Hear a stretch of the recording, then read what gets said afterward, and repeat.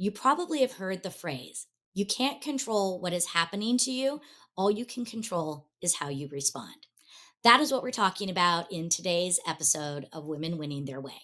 We're talking about how you live with the pivots. Life is going to change. If there's one constant, it is change. And what we need to do is learn how to embrace and maneuver through the change. We're going to talk about how you can be curious and how you can step up and start to demand that now is your time. I'm Clara Capano, and this is Women Winning Their Way.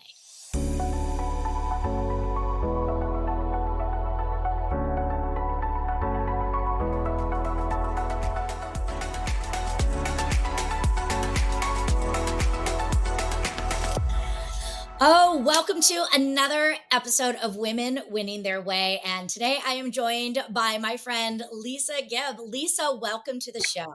Thank you, Clara. Thank you for having me.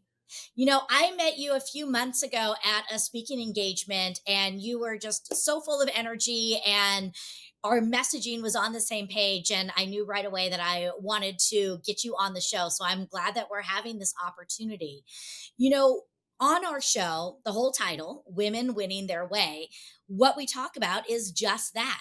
So many times I think as professional women, we start our journey by trying to fulfill other people's standards, expectations of us.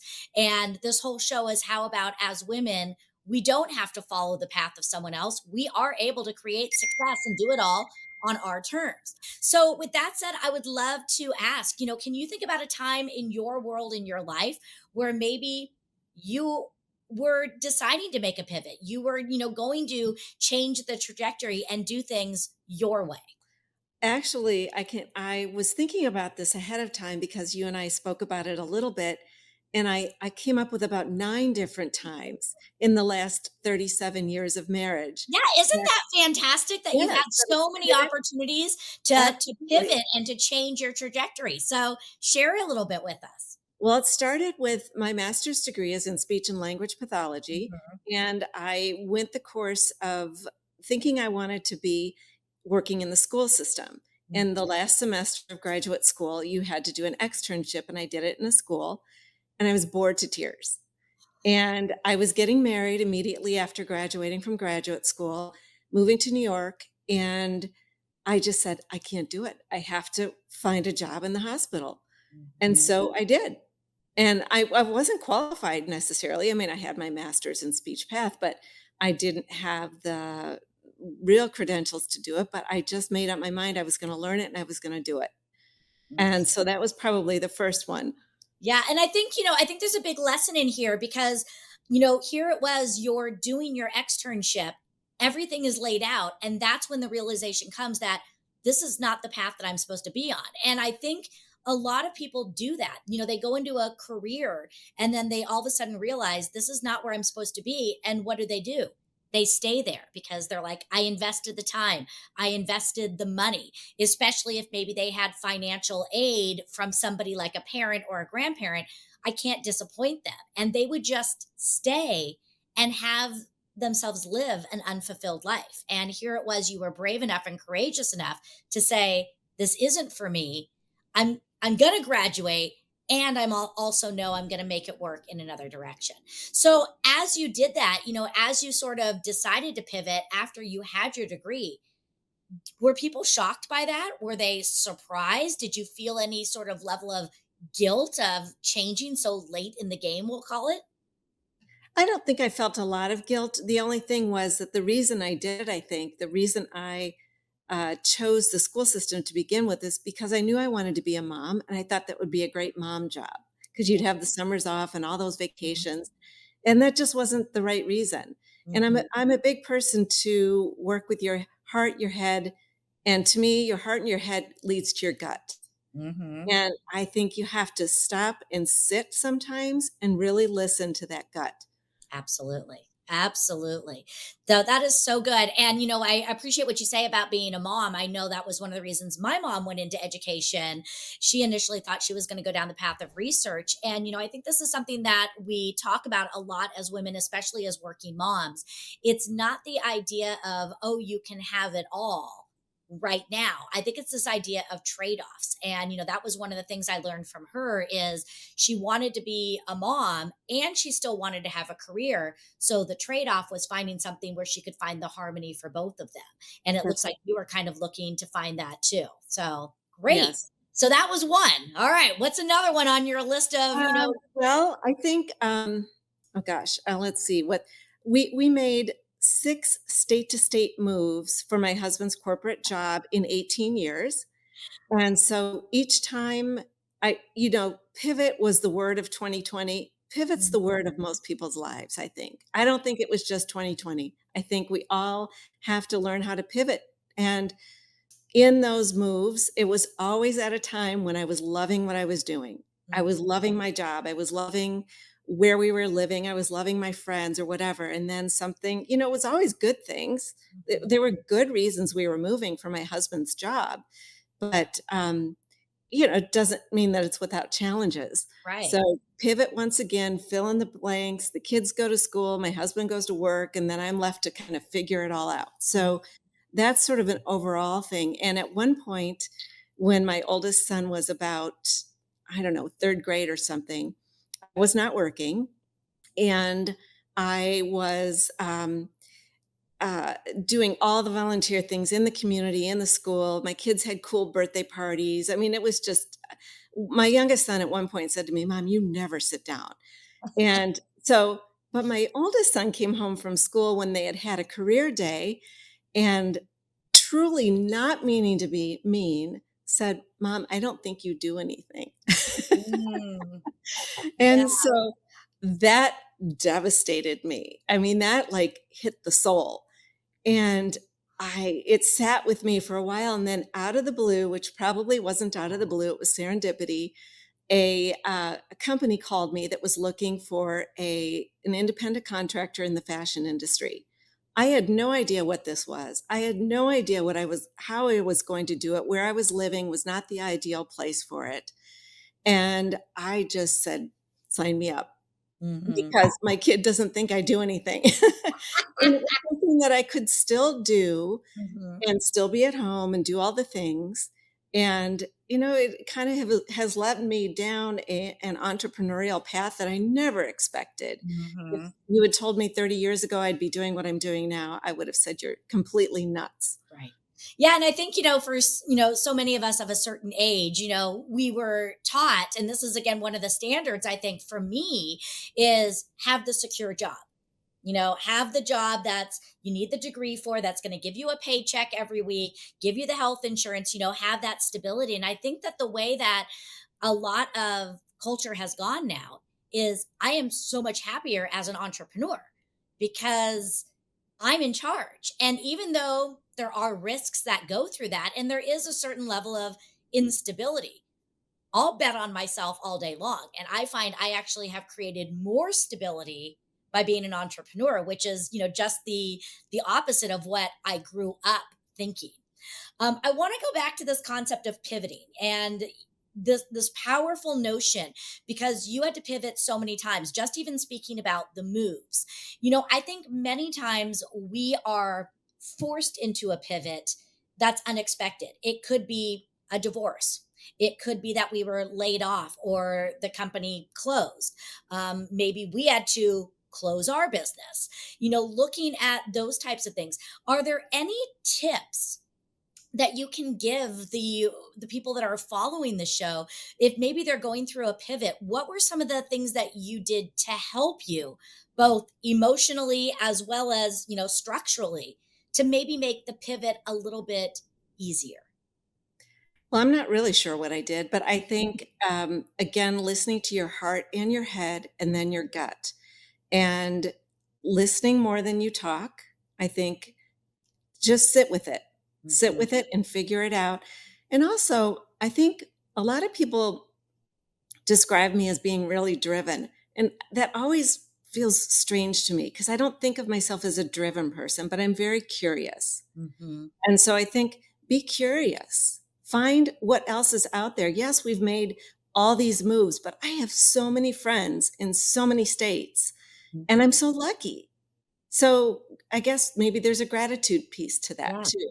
I think Realize. things. absolutely right, because it goes back to the old saying of we can't control what happens, all we can control is how we respond to it. And I think when you are going through a change, change can be uncomfortable. And it's designed to be uncomfortable because it's change. And you have a choice. You could either hold on to the past and look at all the reasons this change is going to be traumatic or hard or all of those. And I'm not saying that that's not true. Or you can choose to look at the other side, like you said, be curious. What can this bring me? And what a healthier way, an easier way, a more fulfilling way to be able to go into the change. So I think that's really fantastic. Well, and I think also focusing on just not yourself, focusing on your family, if you have a family, focusing on giving back to your community. You Mhm. find a lot of things. I mean, embrace your strengths and find out where those strengths can lead you. Also, be willing and open to opportunities for improvement on yourself and realize that some things just don't matter. I know I am never going to be a CFO.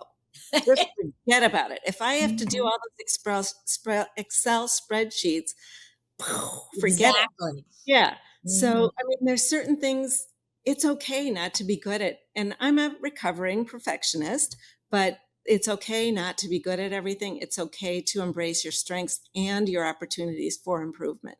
Okay, so let's unpack this because you just stated that you're a recovering, perfectionist. And I think many of us are, and I that is one of the biggest challenges I see with a lot of entrepreneurs is they want to hold on to everything. They, even though they may know that they're not great at everything, they want to hold on to it because it's their baby, it's their thing, and they really struggle with with delegating. So what were some things that you did to help you get over this hump of being a perfectionist and finding a little bit of grace, maybe peace and patience in the idea of you don't have to do it all, you don't have to be great at everything? Because I think people struggle with that. Well, I think the perfectionist piece comes into everything I do, I want to do well or the best I can. And the best I can does not mean perfect. Mm. So just do the best that you can. I also watched my mom, who was very much a perfectionist, but it made her miserable and Mhm. it made those around her miserable. I also went through 4 years of a complete nightmare with her and realized when she was really, really sick. I do not have siblings. I was living in Wisconsin. She was in Arizona, and I was flying back and forth all the time. Finally, told her she needed to come live with us, and she did. I mean, it was a nightmare. What I realized in that time was I was doing the best I possibly could. There was really probably nothing I could have done differently, but it Right. was her reaction to life that caused her to be so mean Mhm. and so unhappy about her situation. That had nothing to do with me. That was her own experiences in her life, and I couldn't control that. Mhm. So, I mean, not saying it didn't get to me because the month after she passed away, I was diagnosed with breast cancer, and I'm quite sure that the stress of that 4 years had something to do with it. But, there's just some things you can do something about and some things you just can't. Mhm. And I honor you so much for sharing that because that's a big thing, and to be vulnerable, to open yourself up, for when you have an illness because it's not just you, it's your whole family, it's your business. So that's another pivot that we have there. And I would love if you're open to share, what were some of the things you did during that time of going through your recovery from breast cancer? How did you continue to show up? Actually, the funny thing was that the first time I met with my surgeon, she was great. She was like 4 feet tall, a size 3 shoe. I mean, she was just this tiny little thing, but she was a spitfire. She Mhm, sat and listened to me. She was great. And it was a month after my mom had passed. So I was still grieving. And I mhm, talked more about my mom and that experience than I did about the breast cancer. And she looked at me and she said, Lisa, I'm going to tell you something. I've learned in my life that it's very important to be a B word every now and then. She said, I'm a B word about mhm, once a week, and it does me so much good. And what that taught me was not to be, you know what, but it mhm, taught me that I had to I had because I think what she was hearing from me is so much nurturing, nurture, nurture, nurture, nurture, not necessarily taking care of my own needs. And Ah. what that kind of focused me on is here I raised children. I took care of a sick mom. I had breast cancer and then pivot forward a little bit further. I helped plan my son's wedding. And then he moved to California. Then the other son eventually moved to Denver. And I was like, okay, now it's my turn. And Mhm. I finally figured and when I was starting my business, my husband's great. He's great, but he's used to having me sort of be available. I mean, he doesn't make me wait on him or anything like that, but he's used to me being more available than I became after that period of time when I then launched into starting a brand new business with a brand new company that was just beta testing. And he was kind of like, "You're on the computer all the time." Just like, and I just put my foot down and I just said, "Now it's my turn. I've Yeah. done all these things. This is what I need to do to be successful." Mhm. I think there is so much power in giving ourselves permission. Whether it's to be a B word, or look at it as being assertive or nurturing ourselves. But you're right. There comes a time where we have to proclaim, now it's my turn. And we're all going to have that at different times, again, based upon our lives. But I think we have to learn to give ourselves permission that it's okay for us to step up and to ask for what we need and, in a sense, demand what we need. Yep. Because at the end of the day, it is our life and we have to own it. So I think that that's fantastic. Now, I would love to also kind of go into some strategy of how you run your days, because again, you have children who are mostly grown now, but there was a time where they were younger. You're running businesses, you have a successful marriage that you are still in, you're doing all of these things. What are some of the secrets that you use to get it all done, to run your days? Do you have maybe some routines, some habits that help you that other women who are following this can learn from? Oh boy. I am not a good routine person. I'm more of a focus on what's important that day, but Hmm. I have learned to plan ahead. Okay. So if I have an event coming up in 4 weeks, I'm starting 4 weeks ahead of time, working on it. So because I've realized that it doesn't feel good to be in panic mode. Hmm. And I also have realized after my kids graduated from high school and college, a lot of my friends moved away. So I sort of had to reinvent my friendships. And Hmm. I've found some new friends and I have made time for those friends. I'm playing pickleball a little bit, I'm playing golf a little bit. And so if I had too much of a routine, I mean, I do somewhat calendar block, but I'm not a good calendar blocker. Hmm. Um, if I did that, well, this is probably where the perfectionist comes in because if I put it on my calendar and I don't get to it, then I feel bad. Oh, Exactly. And honestly, I love your response to this because I think the standard response that everybody is looking for is I plan my days and I'm extremely regimented because that works for me. And what I really want people to hear is you don't have to be that way. You can be a little bit more free form. Here it is. You're still very successful in every aspect of your world and you're doing it differently. Because if you go to any book, all the books are going to tell you, do it this way. But remember, women winning their way. This is a great example of how you are doing that. And that's, some of the things that I really want people to take away is even though 99% of the population might say run your day with the schedule, you don't have to if it doesn't work for you. So thank you for being so honest and for shedding light that you don't have to do it the way that all the books and all of society is telling you. That's what I really want people to hear is how is it going to work and find it on your terms. So well, and beautiful. the funny thing is that a lot of other people have that have worked with me have described me as consistent. And the first time I was at a meeting and it was a bunch of leaders and I think we got paired up with people and we had to write like the one word you think of when you think of that person. And this person wrote consistent, and I was so disappointed because I'm like, kind, nice, Mhm. funny or something, but consistent? That's so boring. So, even though I am a little bit of a free spirit when it comes to my schedule, Mhm. I do consistently do the things that you need to do to get to where you wanna go. Yeah. I'm curious if we were to sit down with your child, I think you said it was your oldest son, now and say, "So what does mom do?"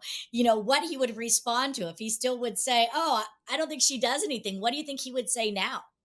Well, the funny thing is I reminded him that he said that, which of course he had no recollection of, and he's like, "Oh my gosh, I can't believe I said that. You were doing the most important job there is." And that made me feel so good because he is not somebody that's particularly emotive that would Mhm. necessarily say something, so I was really happy that he recognized that being a mom was important. Yeah, for sure. Oh, that's fantastic. I know it's so much fun as your children get older and you can start having these conversations, these more adult type conversations. And it's so fantastic to do that. So, you have done so many things. Again, you've gone through from the standard working in the hospital, you've started, other businesses, you were in the fashion world, now you're in a direct to consumer world.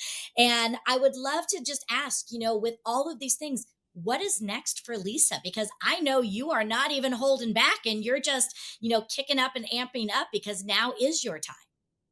Well, I have been in the direct to consumer world for 22 years, so that's where the fashion industry Mhm. started. And, my primary focus, I work with several different fashion and wellness brands, but I spend 99% of my time with a sleep wellness company, and we focus on bedding, and this has taken me a little bit back to my healthcare roots Mhm. because I can help people to sleep better, and bedding does make a difference. And I am, excuse me, I'm in the midst of being certified as a sleep coach. So I'm really focused on this company, and I am growing a sales team around the country of just the most amazing humans you can imagine. And the reason when I was first approached about the bedding business, I was like, bedding? What do I do with bedding? I didn't get the sleep wellness Mhm. piece of it until I studied it a little bit more. And but it's the people. I mean, Yeah. there's lots and lots of businesses out there, but it's all about the people, and I love them so much, and my clients are amazing, and so I don't really intend to take on any other business, Mhm. um, but I have to say I haven't intended to do lots of things that I've done, so we'll see. Well, see, I love it. And what is the name of the company? Somnvie, Love Somnvie, meaning sleep life. Love it. And we're going to have all your information in the show notes. And I know we've already talked about you coming back and doing an entire episode on sleep because when we talk about women winning their way, we've got to make sure we are well rested. So we're going to be diving into that. So for those of you, that are following now, you're going to want to come back and listen to that episode with Lisa because again, as a sleep coach, she's going to talk with us about how important sleep is in our overall health, well being, and our level of performance. So, Lisa, as we bring this to a close, I just wanted to say, thank you for being here today. I think the messages that you've brought are so powerful. One thing that is consistent is change. And we have to learn that we need to start to embrace change. We can't fight it. And I love some of the things you talked about, being curious with it and looking and leaning into your strengths. So I know the things that you said are really going to help a lot of the people that are following as they are going through their life changes, whether it's today or down the road. And to close us out, I have one final question for you today. Lisa, sitting where you are today, learning all the things that you have learned over the years, how do you define success for yourself now? I think it goes back to those words that I was hoping that person would say about me instead of consistent. It goes to um, relationships, kindness, caring about other people, giving back to the community. I feel that that whatever I've done is successful. If I spend 2 hours with somebody talking to them about their sleep and they buy one pillowcase, but it makes a difference in their world, Mhm. that is success to me. So it's all about giving back and it's all about saying, why not? Yeah. Ah, it's fantastic. Well, Lisa, thank you so much for being a guest on the show today. I have walked away not only with new information, but just that last bit. I feel so much more full in my heart knowing that there's people like you in the world whose main purpose is to help others be successful, to help others feel great, and to again make that lasting impact. So, thank you so much for being here. Thank you so much for having me. All right, everyone. Well, I took a lot of notes. I hope you did too. So many things that Lisa said really, really hit. This idea of being curious. You have to be curious. Go out there, find out. There is a big, wide world out there, so much bigger than each and every one of us. And when change is happening, when new people come into your world, when new people leave your world, don't just stand there. Be curious, learn from it. Ask more questions, lean into it, find the bright side to it and how you can grow with it. The idea that life is going to change, you're going to have to pivot. Sometimes it's on your terms, sometimes it's somebody else's path that's going to force you to pivot. And that is okay. It is part of life. Again, be like that butterfly when you're coming out of the cocoon. You're going to have to spread your wings and take on those new challenges, and you're going to be stronger because of these. And that's what's going to help you fly. One of the things that she hit on is this idea that you may not have all the answers. When she went into the fashion industry, she had even said, I don't know anything about this. She leaned on her strengths. She knew she was strong. She knew she was somebody that could get things done, and she leveraged her strengths to take her into a realm of the unknown.